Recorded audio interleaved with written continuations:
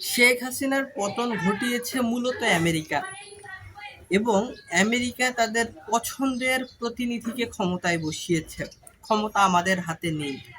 প্রিয় দর্শক, 2024 সালের 5 আগস্ট একটি গণ আন্দোলনের মধ্য দিয়ে তৎকালীন সরকার তাদের ক্ষমতা ছাড়তে বাধ্য হন এবং তৎকালীন প্রধানমন্ত্রী শেখ হাসিনা তিনি বাংলাদেশ ছাড়েন, বাংলাদেশ ত্যাগ করেন। এই যে গণ আন্দোলনটি হয়েছিল, সরকারের যে পতন ঘটল, এই ঘটনাটি ঘটিয়েছিল মার্কিন যুক্তরাষ্ট্র, আমেরিকা। এমন দাবি করেছেন কবি, চিন্তক, বিশিষ্ট রাজনৈতিক বিশ্লেষক ফরহাদ মজহার। ফরহাদ মজহার তিনি বলেছেন যে শেখ হাসিনাকে যুক্তরাষ্ট্র সরিয়েছে, আমেরিকা সরিয়েছে, এবং ক্ষমতা আমাদের হাতে নেই।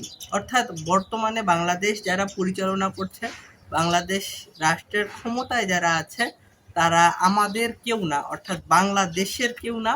তারা আমেরিকার প্রতিনিধি, বা তারা আমেরিকার স্বার্থের প্রতি তারা যথেষ্ট যত্নশীল, তারা আমেরিকার স্বার্থ সংরক্ষণে প্রতিশ্রুতিশীল, তারা আমাদের কেউ না, এমনটি বলেছেন ফরহাদ মাঝার। ফরহাদ মাঝার বলছেন যে আমাদেরকে বিপ্লবী শক্তি দ্বারা সুসংগঠিত হইতে হবে, ঐক্যবদ্ধ হতে হবে, দেশকে বাঁচাতে হবে, দেশকে রক্ষা করতে হবে। ফরহাদ মাঝার বরাবরই আওয়ামী লীগ বিরোধী একজন মানুষ। শেখ হাসিনার বিরুদ্ধে, আওয়ামী লীগের বিরুদ্ধে তিনি অনেক বেশি সোচ্চার।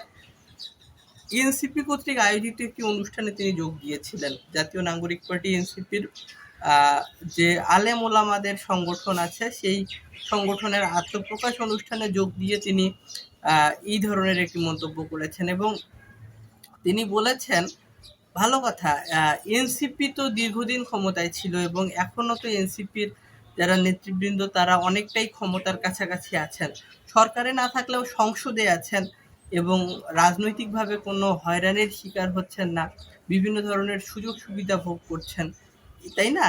তো এরপরও দেখা যাচ্ছে যে ফরহাদ মাঝার বলছেন যে 5 আগস্ট যে আন্দোলনের মধ্য দিয়ে তৎকালীন সরকারের পতন ঘটেছিল, পরিবর্তন হয়েছিল, সেটির পিছনে আমেরিকা ছিল, এবং আমেরিকা এই সরকারের পতন কিংবা পরিবর্তন ঘটিয়েছিল, এবং বর্তমানে যারা ক্ষমতায় আছে তারা মূলত আমেরিকারই প্রতিনিধি, এবং ক্ষমতা আমাদের হাতে নেই, ফরহাদ মাঝার বলছেন।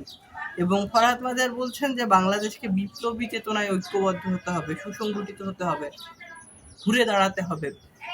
বিপ্লবী চেতনায় ঐক্যবদ্ধ হওয়ার আহ্বান ফরহাদ মাঝহার জানিয়েছেন।